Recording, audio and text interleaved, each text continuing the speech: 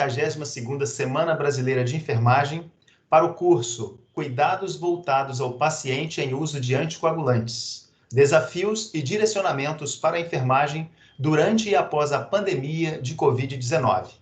Meu nome é Ronilson Gonçalves Rocha e esse curso será ministrado por mim e pela professora doutora Luciana Guimarães Assad.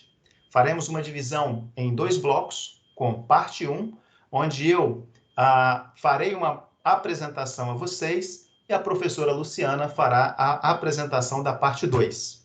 Antes de iniciarmos, gostaríamos de declarar a inexistência de conflitos de interesse nesta apresentação. Imagens ou fármacos apresentados são meramente ilustrativos, cujo propósito é facilitar a aprendizagem neste curso que ocorre de forma gratuita. São colaboradores desta apresentação, deste curso, alguns professores que fazem parte dos nossos projetos de extensão. O primeiro projeto é coordenado pela professora Luciana Guimarães Assad e tem o nome Segurança do Paciente, Gestão de Risco de Queda. E o segundo projeto, coordenado por mim, é Prevenção de Riscos de Tromboembolismo Venoso em Ambientes de Atenção à Saúde. Vocês podem nos seguir pelo Instagram do projeto. Nós gostaríamos também de agradecer a toda a equipe que deu um suporte para a criação e possibilidade da ocorrência desse evento e cujos nomes estão apresentados aqui, e também um agradecimento especial a todos os bolsistas dos projetos e colaboradores. Bom, os objetivos do nosso curso. Primeiro, promover a atualização para profissionais e acadêmicos de enfermagem sobre o uso de anticoagulantes. 2, discutir intervenções de enfermagem em pacientes em terapia anticoagulante frente à pandemia de Covid-19. E 3, correlacionar as ações de enfermagem com a segurança do paciente que encontra-se em uso de anticoagulante. A ementa deste curso consta do seguinte: visa apresentar conceitos sobre tromboembolismo venoso, anticoagulantes e os cuidados de enfermagem necessários para evitar danos aos pacientes. O curso será constituído das seguintes etapas. Parte 1, onde traremos definições, indicações e contraindicações de anticoagulação, cuidados da enfermagem, recomendações ao paciente sob anticoagulação, exemplos de anticoagulantes usados no Sistema Único de Saúde. Na segunda parte, as correlações entre pandemia e anticoagulação, correlações entre o uso de anticoagulantes e a segurança do paciente, correlações com o risco de quedas, ações inter- e multidisciplinares para o aumento da segurança do paciente sob uso de anticoagulante. Esperamos que todos possam aproveitar o curso e serão emitidos certificados pela participação daqueles que se inscreverem nos canais. Bom, então, dando início à nossa apresentação de fato, nós precisamos tecer algumas considerações sobre tromboembolismo venoso. O tromboembolismo venoso envolve 2 condições clínicas. A primeira dela é a trombose venosa profunda, né, que consiste na formação de um trombo, normalmente em um vaso profundo, habitualmente na região poplítea, como demonstra a primeira imagem na tela. Então, a formação desse trombo, quando iniciada, pode levar a um edema intenso, fazendo com que esta pessoa ou este paciente apresente dor intensa nessa região ao fazer a dorsiflexão, né? O movimento dos pés. E, habitualmente, também se faz exames dentro da unidade hospitalar para se ter um diagnóstico definitivo sobre a ocorrência do tromboembolismo venoso. Vendo as imagens em sequência, nós temos aí uma demonstração de que ocorre um trombo no vaso profundo, que é caracterizado como trombose venosa profunda. O desprendimento desse trombo, né, com o seu deslocamento e segmento pelo fluxo da corrente sanguínea, leva esse trombo para outras regiões do corpo, chegando a passar pelo coração e obstruindo a artéria pulmonar. Ao chegar nos pulmões, então, com esta obstrução, que pode ser parcial ou total, o paciente corre sério risco de morrer. Então, nós precisamos pensar muito nos cuidados que são necessários a esse paciente para que não ocorra um evento dessa natureza. Por isso, o uso de anticoagulantes é muito importante nesta prevenção. É importante também apresentarmos a epidemiologia dessa doença, porque o tromboembolismo venoso é uma doença que não faz escolha por classe social, envolve todo e qualquer paciente que passe por processo de internação ou também que apresente algumas condições clínicas que podem desencadear a ocorrência do tromboembolismo venoso. Nos Estados Unidos, por exemplo, calcula-se que o tromboembolismo venoso atinge aproximadamente 2,6 milhões de americanos ao ano, de acordo com a American Heart Association. A União Europeia ocorrem mais de 1,5 milhão de eventos tromboembólicos ao ano, o que inclui aproximadamente 543 mil mortes, 435 mil casos de embolia pulmonar e 648 mil casos de trombose venosa profunda. A incidência anual de trombose venosa profunda e de embolia pulmonar, como aparece na literatura científica, ela pode variar. Por exemplo, de 44 e 145 para cada 100 mil pacientes para trombose venosa profunda e entre 20 e 65 para cada 100 mil pacientes para embolia pulmonar. Então, a embolia pulmonar, ela também está relacionada a um alto risco de mortalidade. Aproximadamente 1 em cada 6 pacientes morre em até 3 meses após a ocorrência da embolia pulmonar.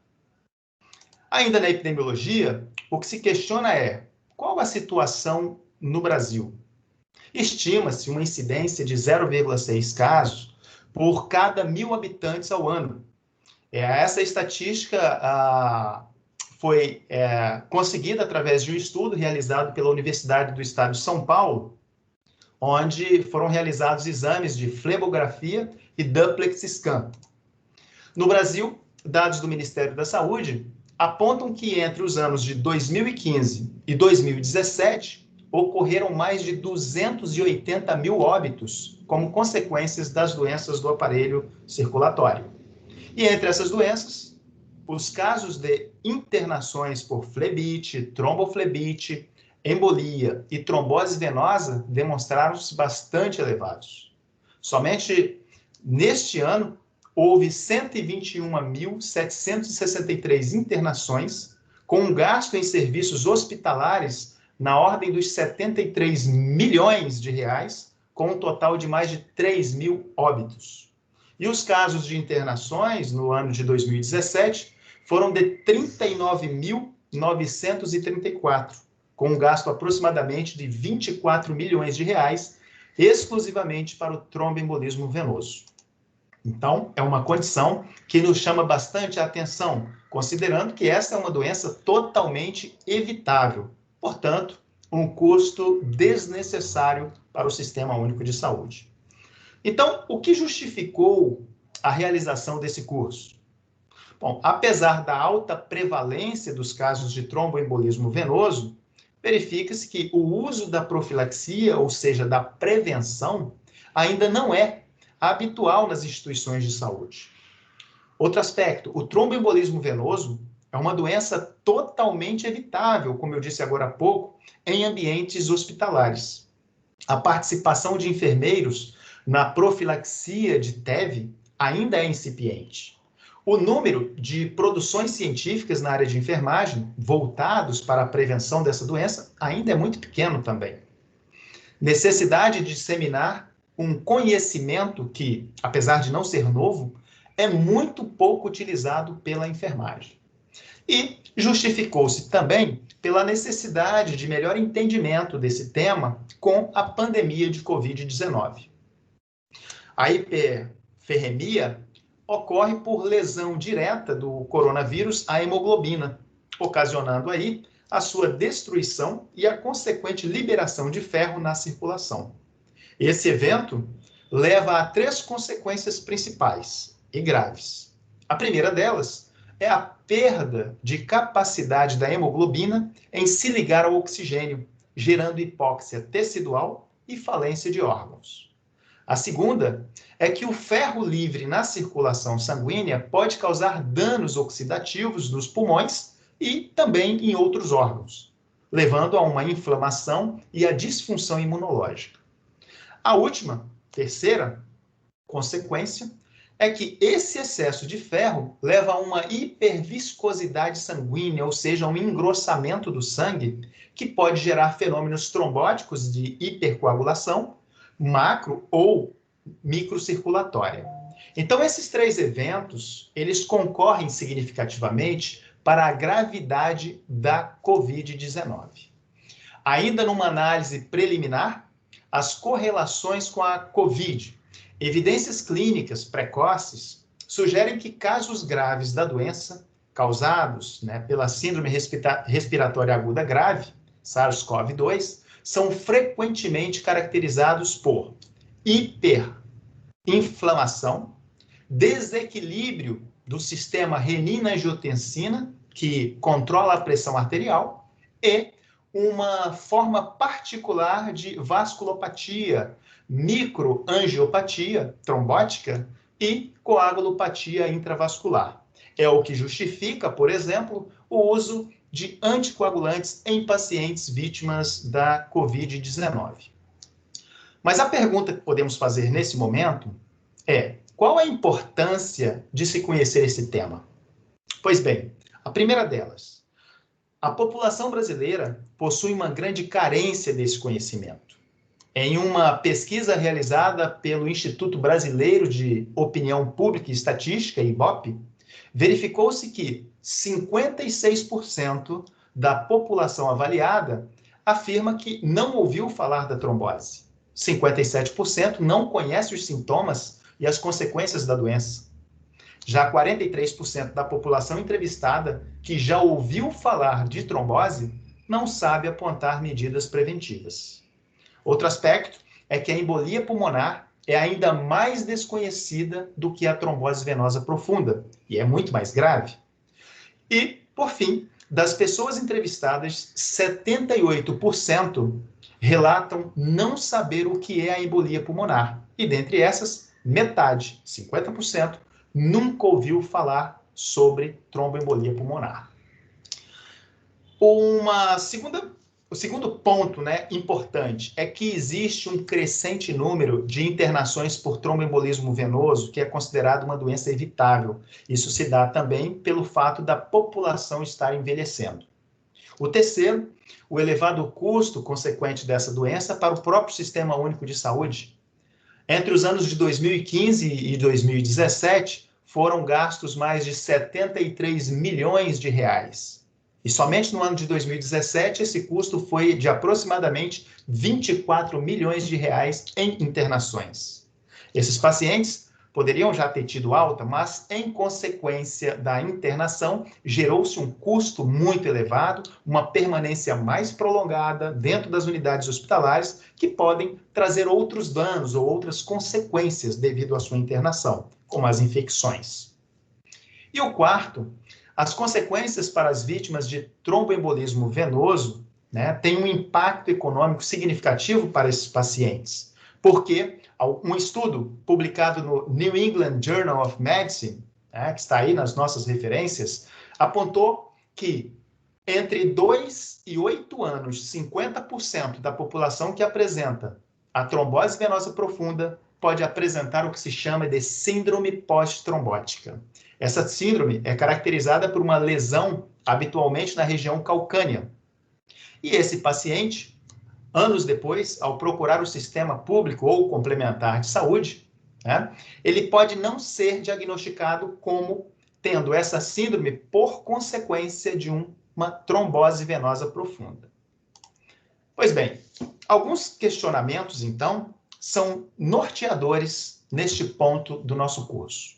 O primeiro deles, os enfermeiros que lidam diretamente com os pacientes internados seguem protocolos, as diretrizes ou os algoritmos voltados à profilaxia do tromboembolismo venoso? O segundo questionamento: por que a prevalência de tromboembolismo venoso em pacientes internados permanece elevada se os riscos para a doença e a sua profilaxia são bem definidos pelas diretrizes brasileiras? Terceiro, os enfermeiros sabem rastrear, identificar e orientar os pacientes internados sobre o risco de desenvolver o tromboembolismo venoso?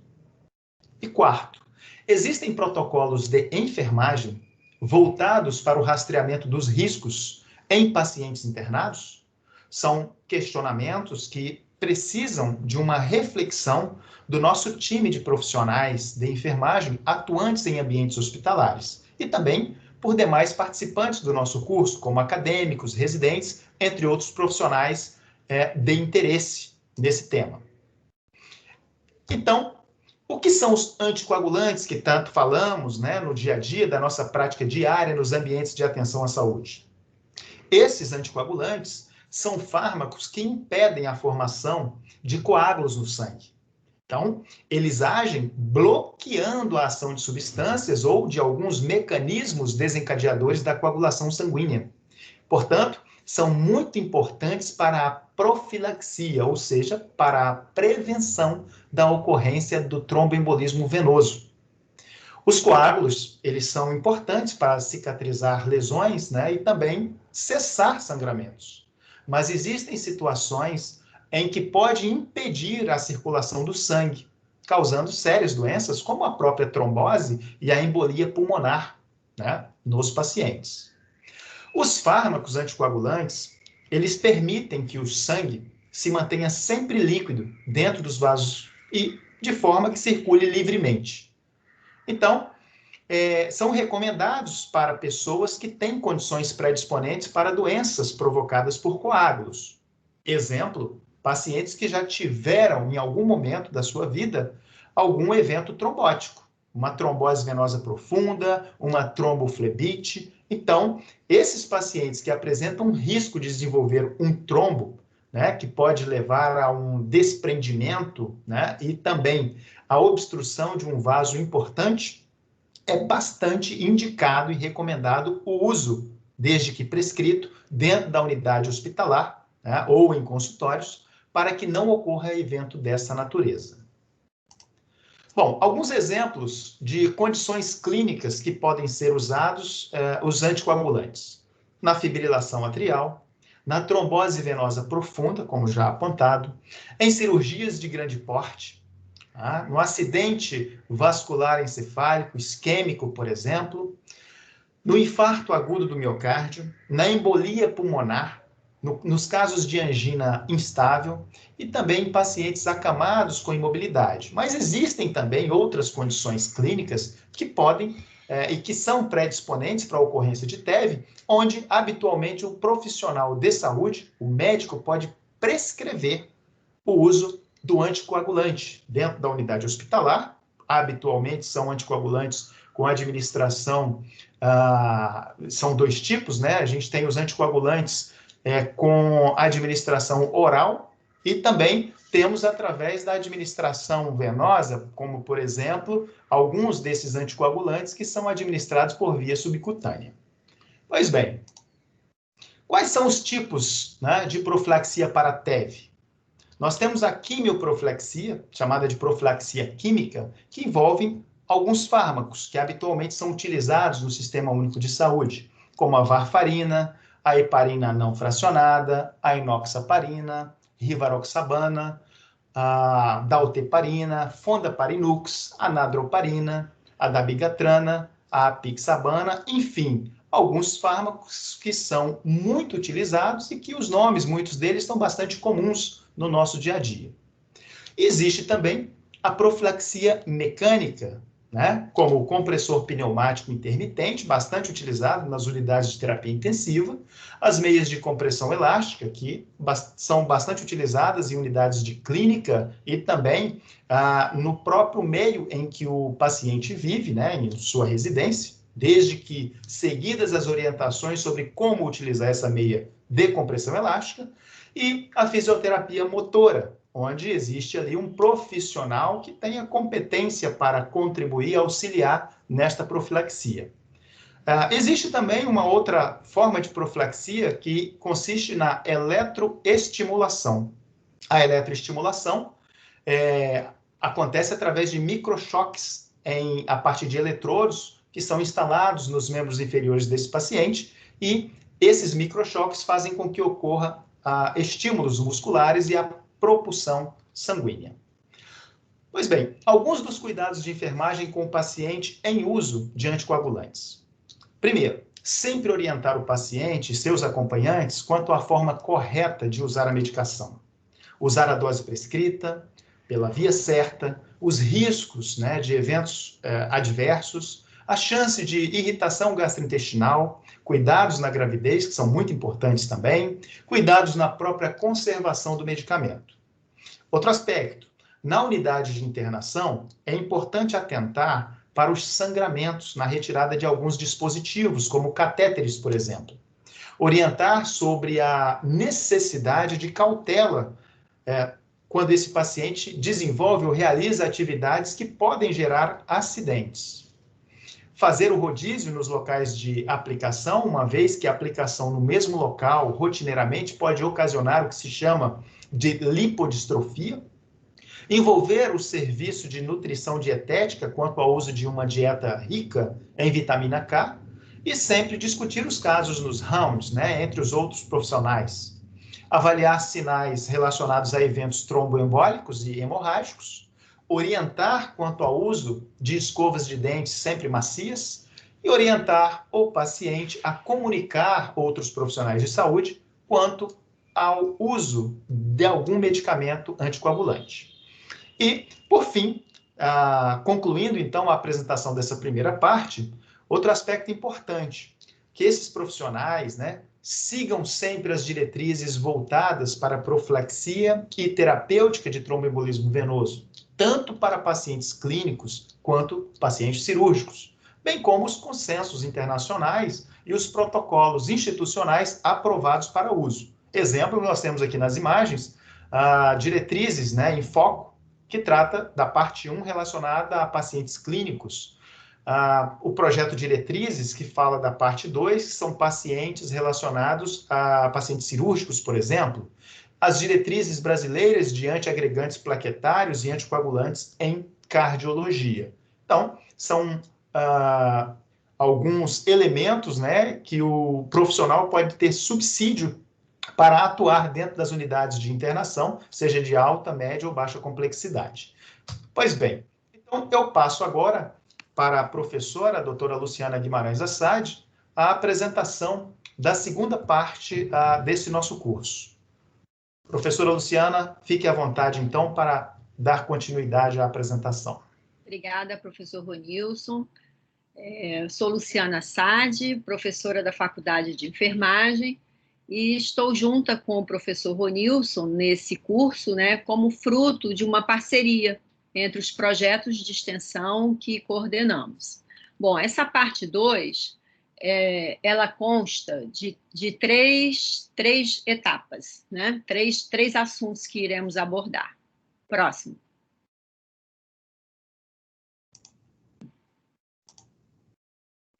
Vamos falar sobre o uso de anticoagulantes e a segurança do paciente, sobre as ações inter e multidisciplinares para a promoção da segurança do paciente sobre o uso de anticoagulantes e sobre a prevenção de quedas do paciente sobre o uso de anticoagulantes. Pode passar, por favor? Falando sobre a questão da segurança do paciente, em 2017, a Organização Mundial de Saúde lançou o Desafio Global da Segurança do Paciente, também chamado Medication Without Harm.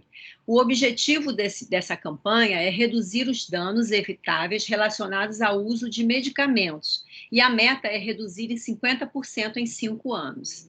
Essa proposta ela está direcionada em 3 eixos que se interrelacionam: a polifarmácia, a questão da transição do cuidado e as situações de alto risco.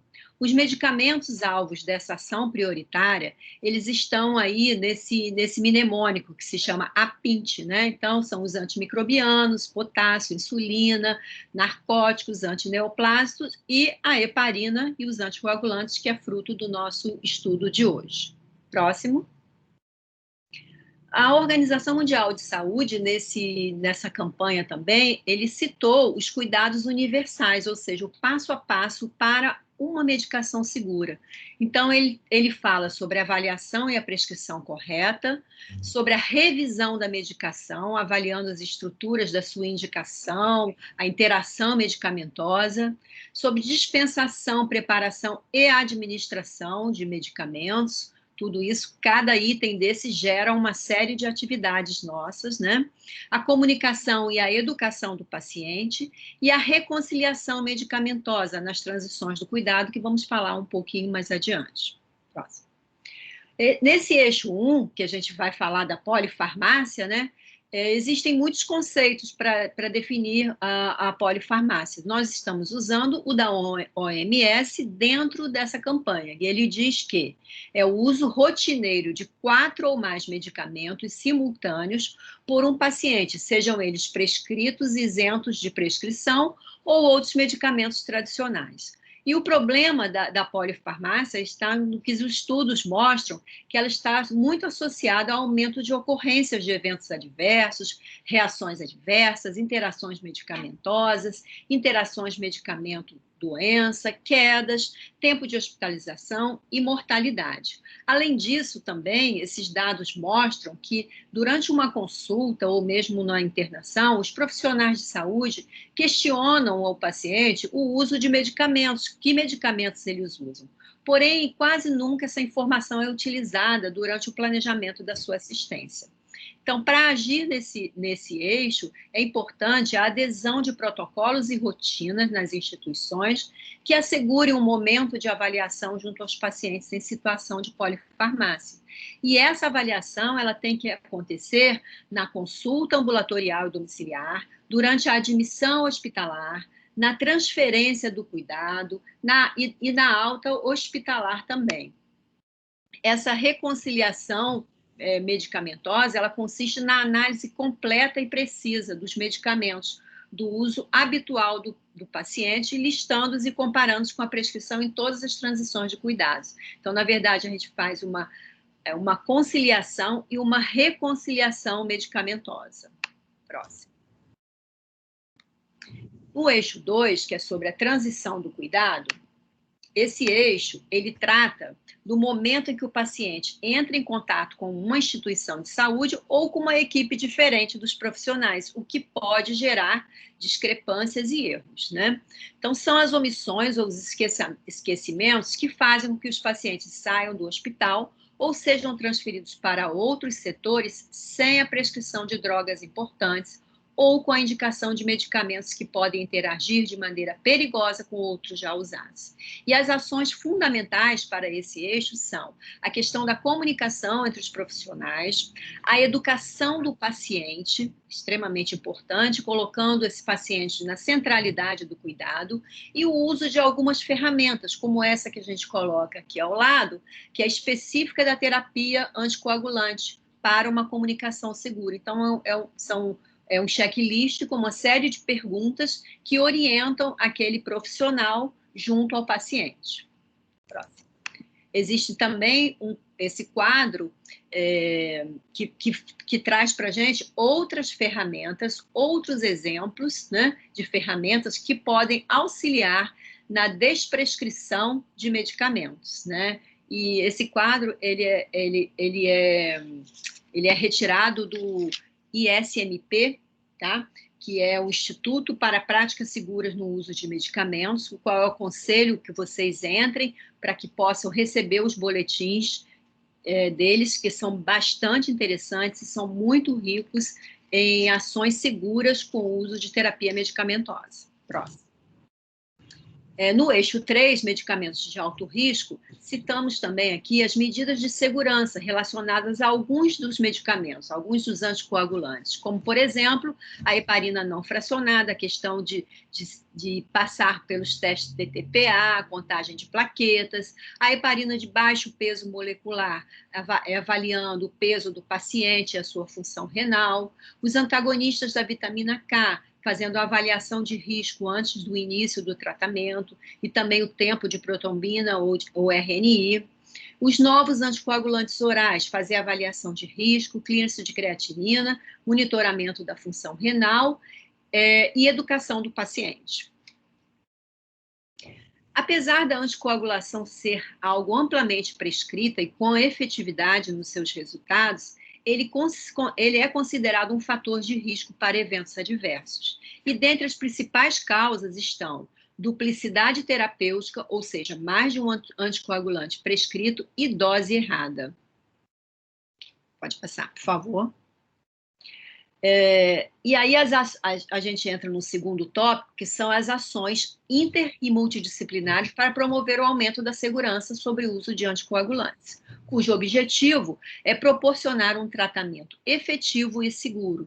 E ele está baseado em 5 diretrizes. O primeiro, fortalecimento e atuação permanente do conhecimento dos profissionais de saúde sobre anticoagulação. Elaboração e atualização periódica dos protocolos de manejo da utilização de anticoagulantes, implementação de serviços de controle de anticoagulação para todos os pacientes após a alta hospitalar, no sentido de ter ambulatórios para esse controle, né? Qualificação do cuidado para o nível ambulatorial, considerando a realidade daquele paciente.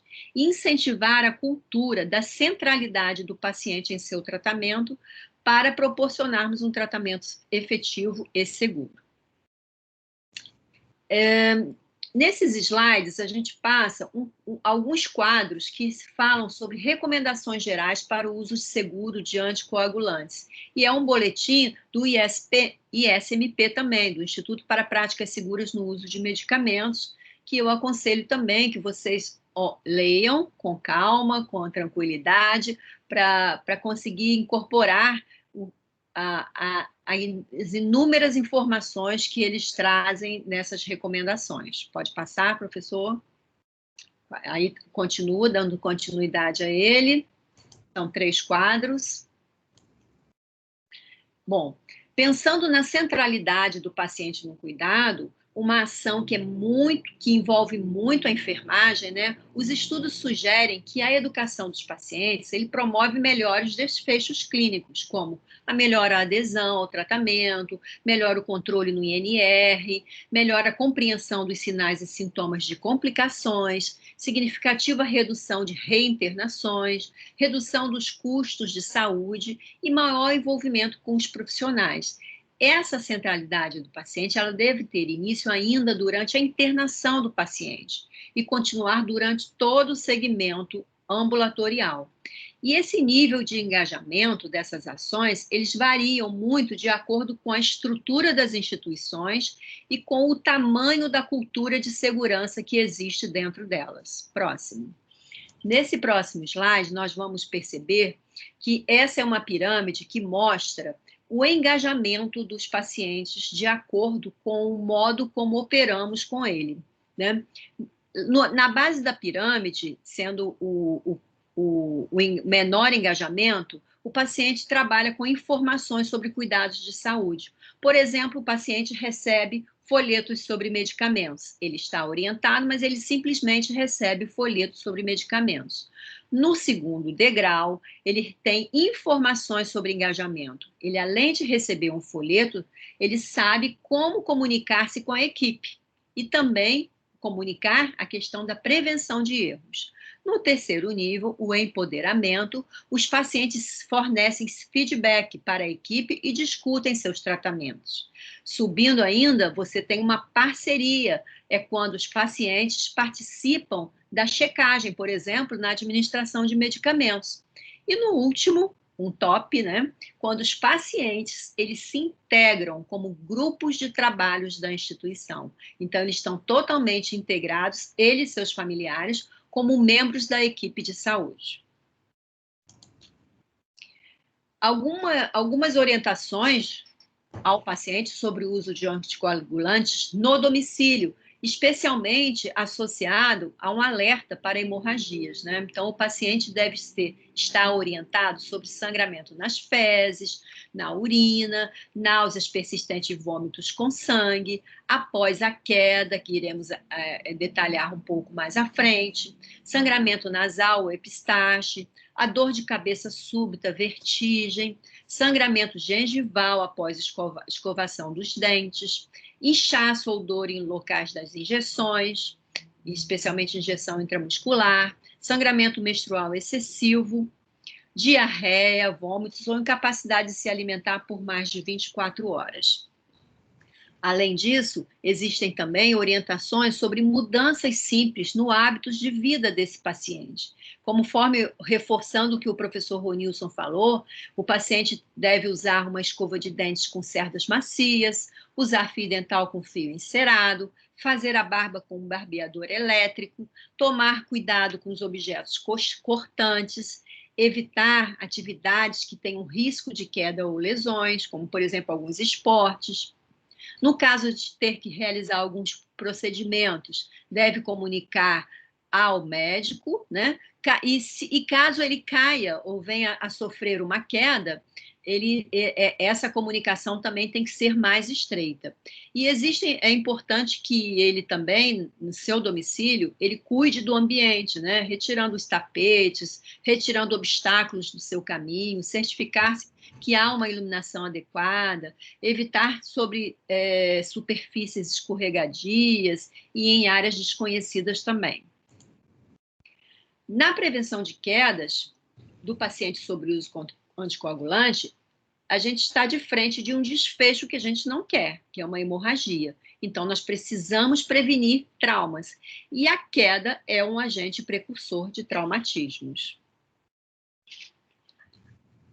A queda, ela é considerada um evento que leva a pessoa inadvertidamente ao solo ou a um nível inferior, ou ainda é o declínio não planejado no chão, com ou sem dano, podendo até mesmo levar à morte. Então, possíveis lesões causadas pela queda, questões físicas, né, arranhões, lesões nas articulações, nos músculos, psicológicas, o medo que ele fica, a ansiedade, depressão, às vezes se isola, questões sociais, aumento dos custos de internação, porque ele vai precisar ficar mais tempo internado, a questão da redução da autonomia do paciente e um desfecho desse evento como um evento sentinela, ou seja, um evento que chama a atenção para toda a instituição, considerando que ele é um evento muito grave, né, que pode perder funções de órgãos, pode perder membros e pode levar à morte também.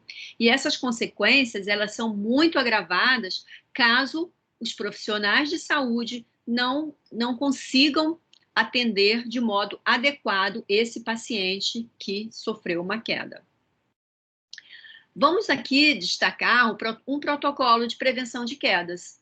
O protocolo de prevenção de quedas, ele começa com a avaliação do paciente com relação ao risco de queda, podendo já a escala de Morse para adulto e a escala Humpty-Dumpty para criança. É importante que essa avaliação ela seja feita diariamente e em caso de mudança do quadro clínico do paciente. E no caso do paciente em uso de anticoagulante, apesar das escalas não trazerem um item referente à anticoagulação, esses pacientes, eles são considerados em muitas instituições já como um paciente de alto risco de queda.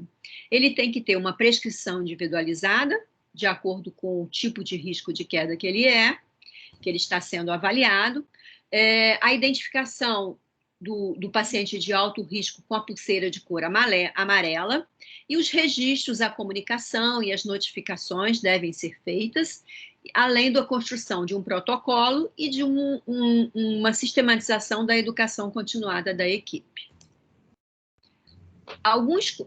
Essas são as medidas universais relacionadas à prevenção de quedas. E elas começam falando sobre o ambiente.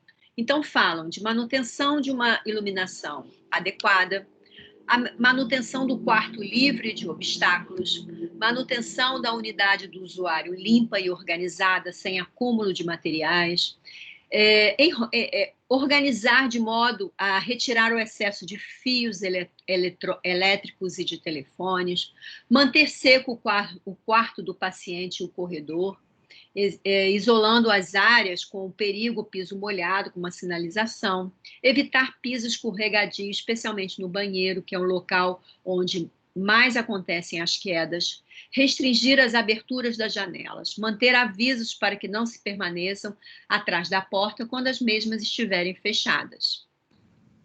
Ainda no ambiente, sobre a cama, precisamos manter a cama na posição mais baixa durante a sua utilização, manter as grades elevadas, dispor de escada de 2 degraus somente se não for cama eletrônica, porque essa escada também é um obstáculo e é um fator que pode levar à queda.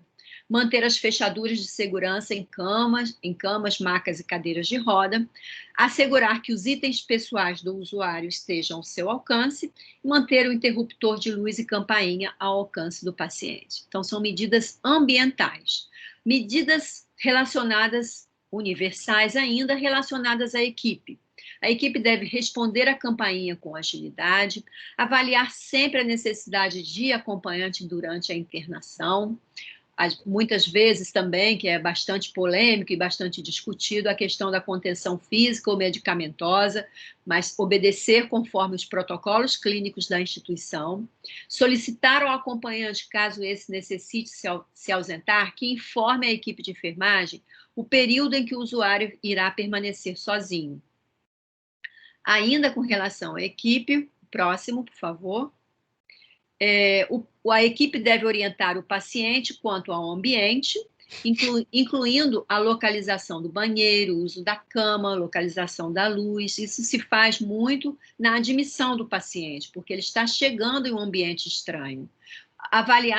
Orientar também com relação ao risco de queda, ao uso de calçados antiderrapantes para deambular, ao uso de sapatos de banho, específico de banhos também, que devem ser antiderrapantes, possibilidade de sair do leito e os cuidados para evitar a queda, e as avaliações de risco de quedas com lesões, intervenções rotineiras e especiais para a prevenção de quedas. É importante que todos os profissionais registrem em prontuário as orientações dadas ao paciente familiar sobre o risco de queda. Ainda a equipe deve incentivar o uso de óculos e prótese auditiva, incentivar também o paciente a pedir ajuda quando necessário. Às vezes a gente tem muitos pacientes que não querem incomodar a equipe. Todo e qualquer profissional de saúde é responsável por elevar as grades do leito do paciente. E no caso de pacientes agitados ou desorientados, atenção, porque a grade pode constituir um fator agravante, porque muitas vezes na tentativa de passar por sobre a grade, ele pode ocorrer uma queda com consequências mais graves. Então, deve-se avaliar o aumento dessa vigilância desse paciente ou então um controle químico.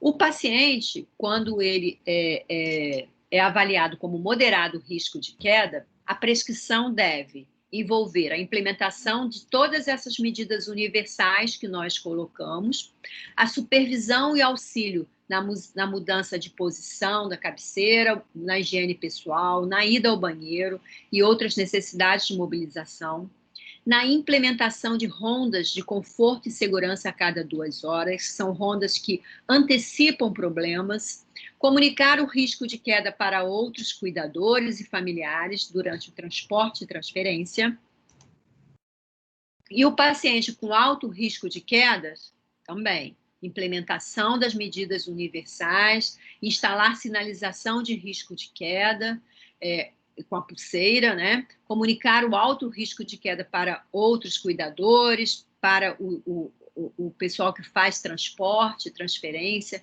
implementar a ronda de conforto, manter o paciente em um leito com bom acesso e visualização da equipe, transportar sempre com a equipe de serviço, antecipar-se às necessidades de conforto e segurança do paciente por meio dessas rondas, acompanhar e permanecer nas atividades de higiene e conforto, permanecer ao lado do paciente, orientar os familiares e acompanhantes a importância do acompanhamento nas 24 horas.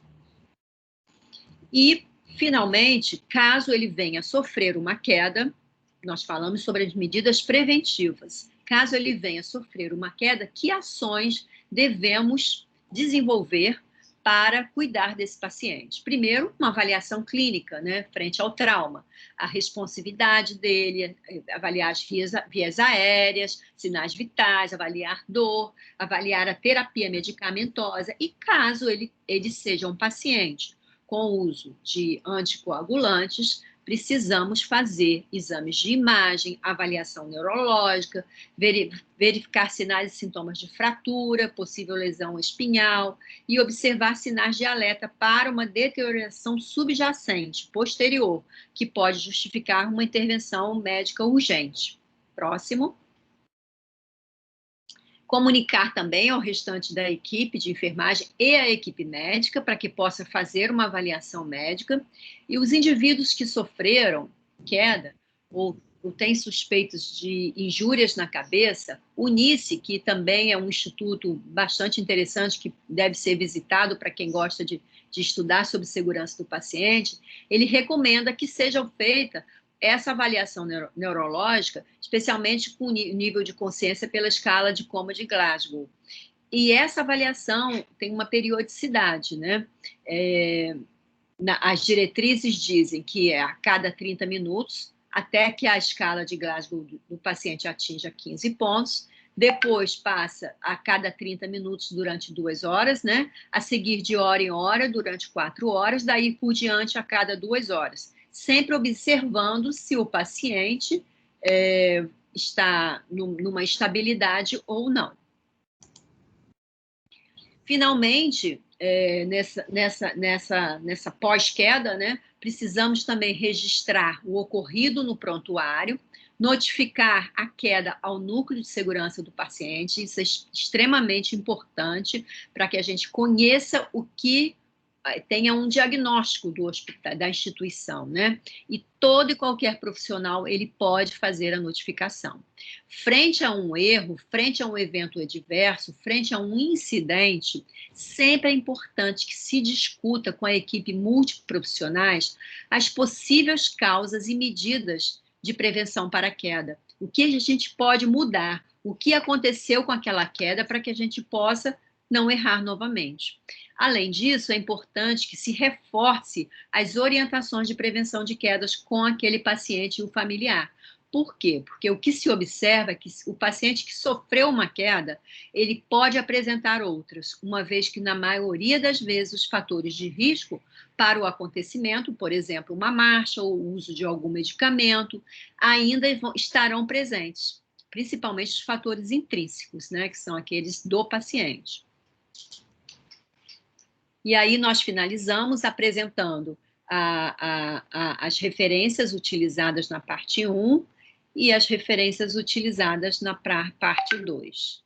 Eu agradeço a atenção de todos vocês, estamos à disposição, nos colocamos à disposição para qualquer outra orientação que possa existir, pode nos contactar pelos nossos e-mails, e aí eu convido o professor Ronilson para fazer suas considerações finais. Bom, eu apenas gostaria de agradecer mais uma vez a sua participação e a participação de toda a equipe que brilhantemente contribuiu para a ocorrência desse evento.